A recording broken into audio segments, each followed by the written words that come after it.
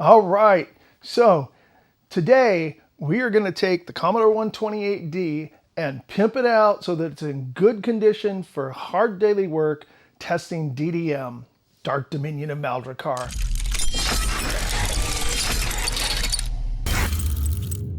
The first thing we're going to add in is JiffyDOS for the machine itself. The internal drive does not have JiffyDOS. We burned these EPROMs in an earlier video, so we're going to get them installed, or at least one of them. More on that later.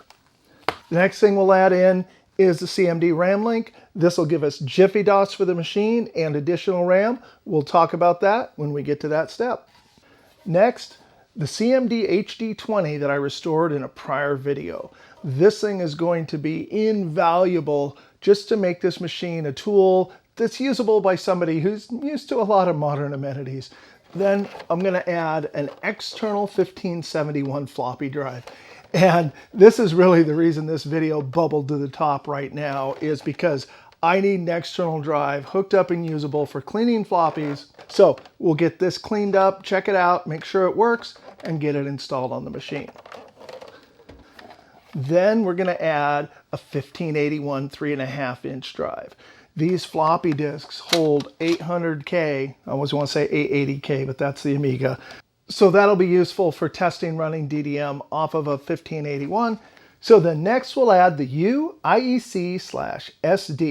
This will be a really useful drive emulator. This will give us the ability to move files from the developed machine via SD card over to this machine. Then finally, we're going to put the machine to work and test the current build of Dark Dominion of Maldrakar on the actual hardware.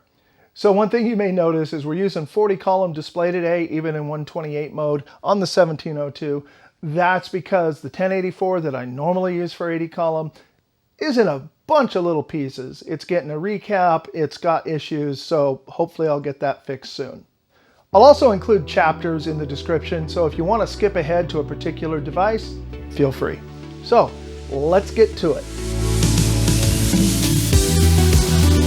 All right, so before I get all these drives cleaned up and hooked up, I need to have JiffyDOS on the drive that's built into the 128 itself. So I'm going to install that EPROM, get JiffyDOS actually going in the machine. So the first thing we'll do is open up the 128D.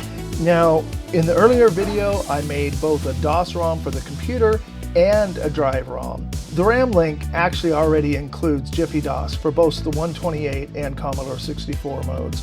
So what I'll do is I'll attach the ROM we burnt inside the machine for a future user or myself if you're using it without a RAMLink.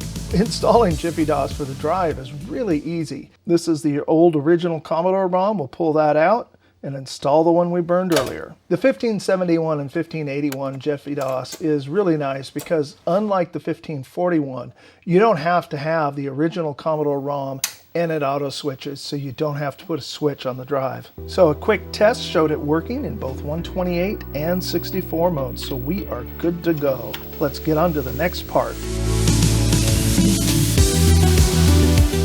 The next thing I want to add is the RAMLink. RAMLink gives us additional RAM, it gives us the computer portion of JiffyDOS, it also gives us a parallel port which we can later attach the hard drive to for faster access. I want to open this up and make sure everything looks okay inside. I also have no idea how much RAM is in it. But the RAMLink can take either 4 or 16 megs of internal RAM, and it uses 30-pin SIMs. So in this case, it looks like we have a single 1 meg SIM. I'll have to look at getting 4 meg SIMs in the future, but this will do for now. I mean, on a Commodore 64, a megabyte is a lot of RAM. So in addition to the internal RAM, I can actually plug a Commodore REU in and flip a switch to go between using it as RAMLink RAM or using it as a standard REU for testing things that require that. In this case, this was upgraded from a 1764 to a 1750 clone by Software Support International, and they even have their own little warranty void stickers on it. Looking on the back, you can see there's 3 ports. One of them is just a battery backup, like this one Carl had connected when I picked this stuff up. Then, because this is an early RAMLink, we have a power connector just like on the 1541-2. And finally, a parallel port that can be connected to the hard drive for faster access. So let's take a look at how you hook this up and what it does. One thing though is it needs its own power supply. So it comes with this supply. Interestingly, it is actually DSP A500. No Commodore logo on it and a different connector. Power supply just plugs in right there. And then this plugs in like that. Now we have a reset button here, the swap 8 and swap 9. This is JiffyDOS enabled, and I want the RAM port in normal mode. Notice you have a RAM port and a pass-through port. So this pass-through port should allow you to plug just a regular cartridge in. And then the RAM port lets you plug a number of different RAM expansions in, including the aforementioned 1750 clone. So now we should be able to turn on the RAMLink and turn on the computer. There we go. So we'll change to device 16, which is the RAMLink's default, and do a directory. These are all JiffyDOS commands. And there we go, 1,984 blocks free. So plenty of space there. Future mic here. I did run into a problem using this only in 128 mode. If you can see in this screenshot, all of the file block sizes on the left side of these directories are graphic characters. I kept running into issues where things would come through as graphic characters. I went ahead and burned and upgraded a new RAMLink ROM. That made it better, but not perfect. Funny thing is, in Commodore 64 mode, this thing runs day in, day out perfectly without a hitch. For my use case, I only need 64 mode. I've decided to go ahead and set the 128 mode issues aside, and I'll revisit them later. I've spent the better part of the last 2 days trying to solve this issue, so if you have any ideas, please put them in the comments. So, in the meantime, let's get on to the next part. So the 1571 is next, and really it's the reason this video is being made right now, because I was doing a video on cleaning floppies, and I realized that I had gotten rid of my good floppy drive for the Commodore 64, and the one I had is a tired old squeaky beast. So the cables are here. There's melted rubber band. Well, that's like a brick. You have to figure out how to get it off. It's also going to lead a little bit of a hard life, or at least a working life, because this is going to be my primary drive for testing floppies as I clean them. The next video should be on cleaning floppies. It might be cleaning the Commodore 64 keyboard. Both of those are also in process. But I can't finish the cleaning floppies video until this drive is working. Skate rock. I think I'll save this for the floppy cleaning video because it needs it.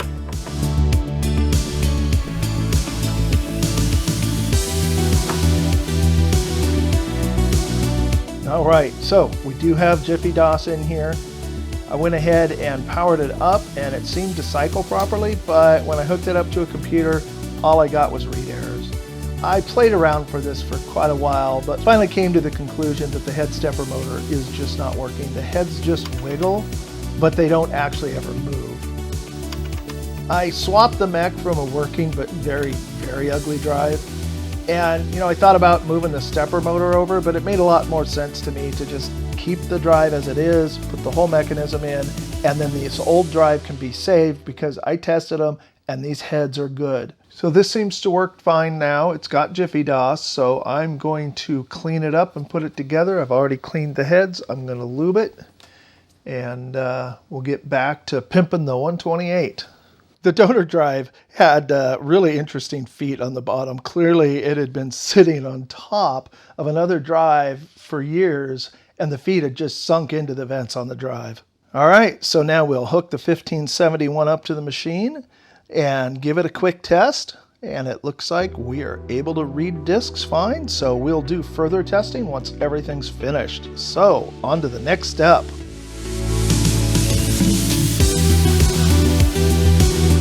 All right, so next up, let's take a look at the 1581 and see what we got going on in here. I want to get this hooked up. It does have a note on it that says it has JiffyDOS, so let's pull it apart, clean it up, and get it ready to go. So let's see what's in here.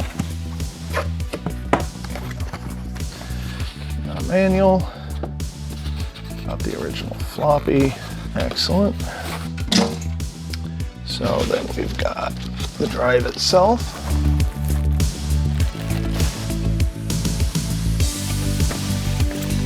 And there is the prerequisite power supply, and there is no IEC cable, but I got plenty of those. I have had this 1581 for a while, so I know this drive works because at one point I cleaned the heads and then used it and another 1581 to copy the disk that goes with them for somebody. The 1581 uses an external power supply, which is really nice because it makes it much smaller and run cooler, and these power supplies are reputed to run pretty well. I've tested this one, it's putting out the proper voltages, so we'll just hook that up. Fairly healthy. We'll test it after we clean it up. I went ahead and opened up the drive just to make sure it actually has JiffyDOS. Went through, cleaned it up a little bit, cleaned up the heads, lubed the mechanism, and you know, it was really dirty, but other than that, it seemed to be in great condition. The drive heads move really freely. So yeah, the hardest part to clean was actually the power supply. Just all of this nasty, nasty styrofoam that was bound to the cord from years of sitting unprotected. I had, when I put it away, everything went into plastic bags so that that won't happen in the future. So we'll hook it up and give it a test and make sure we get floppy reads. Since I didn't have any 1581 discs handy, I decided the best way to test the drive would be to format a disk. So I formatted a disk. And then I read the directory off the disk, and it worked perfectly. It works great.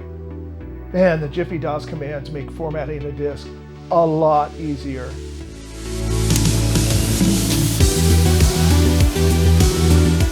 So the next thing we need to add on is the HD-20 that I went over in a prior video, and I'll link that below. This thing is awesome. I've been using it for a while. You've probably seen my prior video with it. I did have to replace the spinner in it. This is pretty much dead. I might be able to recover it, but it's hard to say. It will only run for a short time. I can get a directory off of it, but then it spins down. So maybe it's got some stiction or something that I can fix, but it doesn't run long enough to copy files off of it. But there are signs of life, which, you know, with life there's hope. Now on this, I did go ahead and pull it apart. I think I mentioned it in my prior video that it had a battery in it. So I pulled out the non-rechargeable lithium battery and replaced it with a new one. I went ahead and put the new one in a holder so that it can be easily replaced. Even though these batteries look a lot like an evil Varta, they are not. They are lithium batteries. They have a lifespan of about 20 years. I looked it up on the manufacturer's site.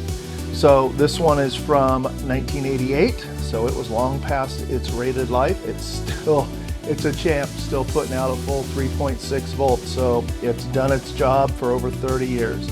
Replaced it with a brand new one, 20-year lifespan, should be good. The one I put in was manufactured in 22, so good, should be good till 2042, and I'll put a note on the bottom of the drive to replace the battery after that time. So good to go there. And then this has a Zulu SCSI in it, and I would like to have a video on how to set up a Zulu SCSI on here, but I have to be honest, I went in circles trying to get the SD card to be recognized by the CMD for ages. I mean, I messed with it and I messed with it. And in the end, I don't know what it was I did to get it to work. I think I might have accidentally put an SD card that had my Amiga format on it, because I stuck a card in and it immediately recognized the drive, and of course I formatted it, so I don't know what was on it, but now we have a good drive on here. And this supports up to 254 partitions, which is just amazing. So here is the power supply. If you don't have the original power supply like this, you can just use a 1541-2 supply, as long as it supplies 1 amp on the 5-volt rail. And some of them are only 3/4 of an amp, so you just got to check that. Power just goes right there. Then next, what we need is a cable. A lot of the cables I have, when they get old, they get really stiff. I mean, crazy stiff. This thing has, I mean, you can bend it, but it takes a little bit of work and it's kind of stuck in the shape it was stored in. So a much nicer cable. We will connect this to the serial port, one of them. And that goes into the last drive in our chain, which is currently the 1581. All right, there we go.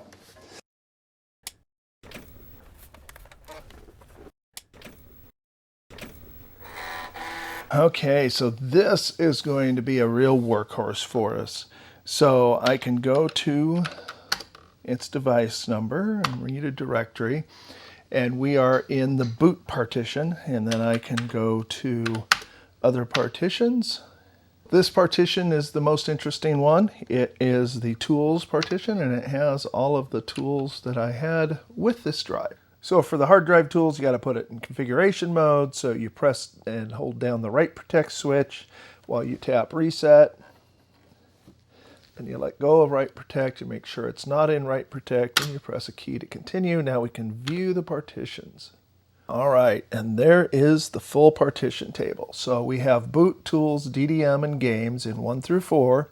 Then we have C128 in 12, which is 128 native stuff, and a holiday partition in 13.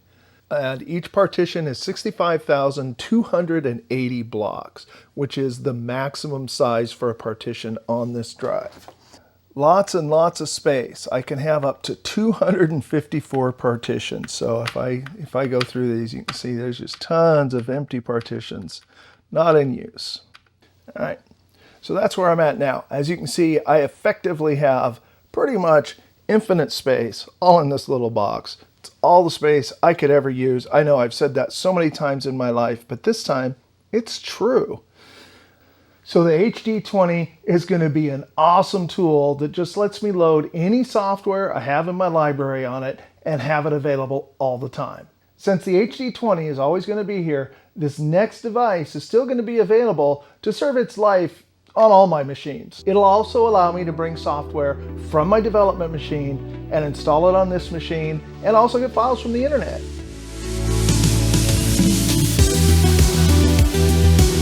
Now, even though the HD-20 gives me a ton of storage and a lot of convenience on an SD card, I still need the ability to easily take things from my emulated system and bring them onto actual hardware.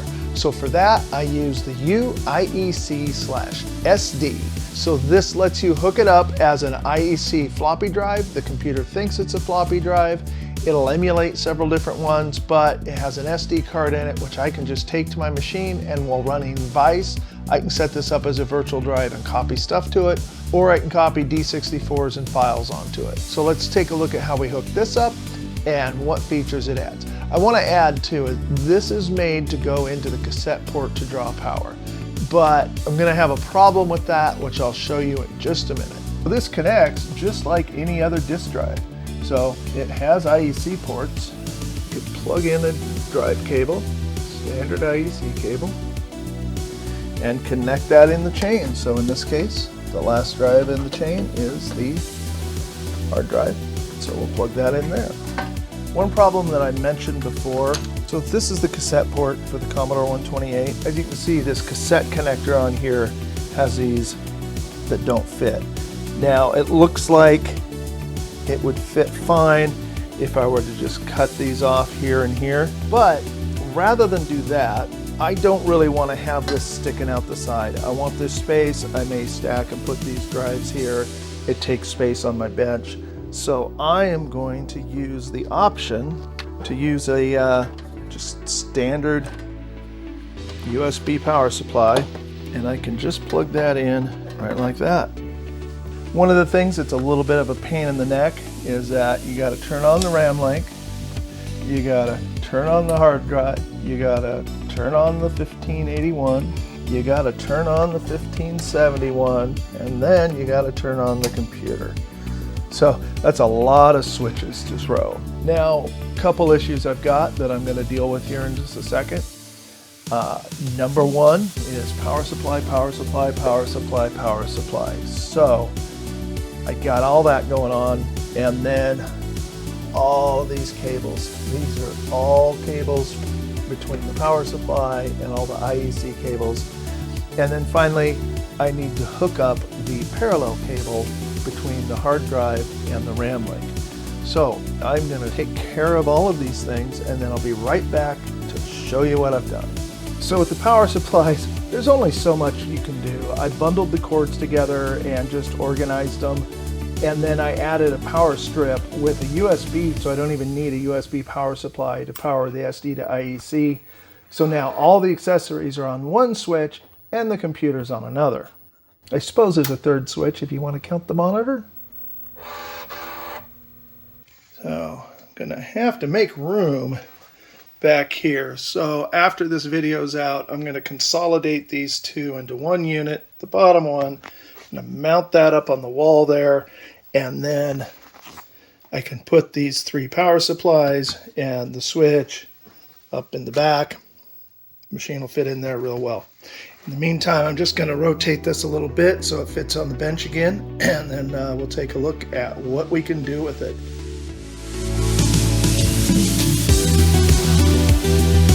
Okay, so now everything's hooked up. I do want to talk real quick about device numbers. There is a limit to device numbers you can use on the Commodore 64.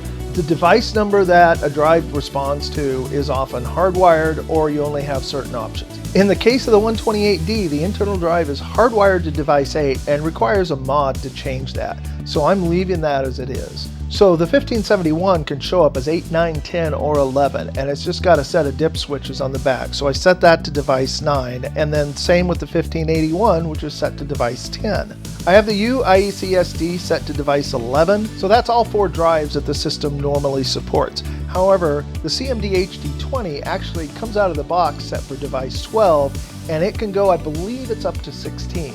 So I've got it set to device 12, it doesn't interfere with the other drives, and it's got this really neat little feature, and that's a swap 8 button here on the front.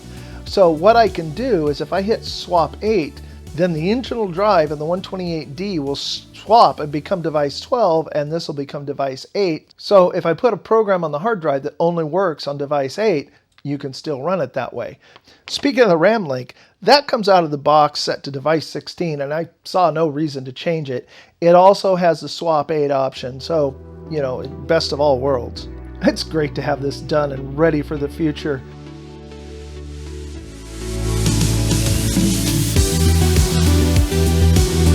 Now that everything's together and working, I can just take this SD card off, put it on my development PC, and copy over the files I need. So let's take a look at that process.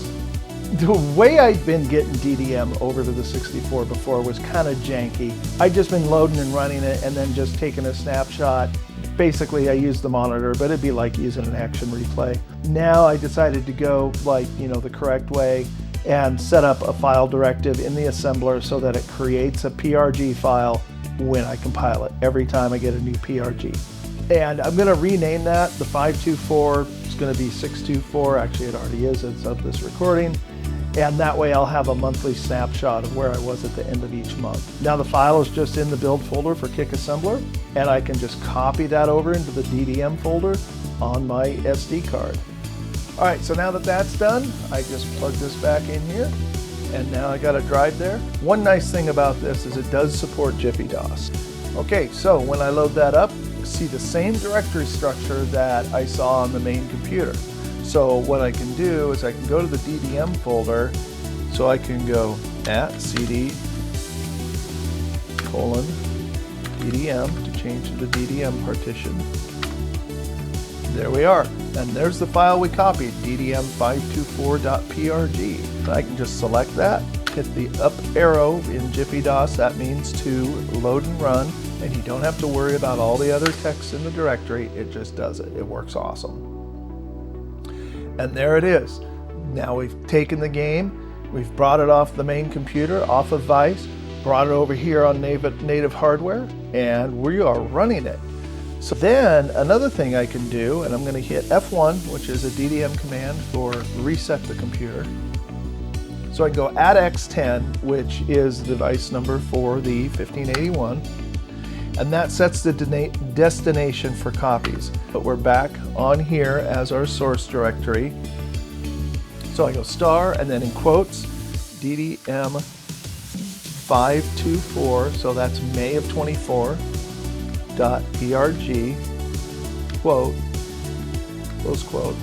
That is the file name, and then you still got to put the file type again, which is a PRG file.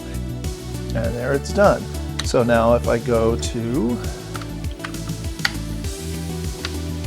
1581, that just loaded. There's DDM524 on test disk. So this test disk now contains that DDM, and I can run it.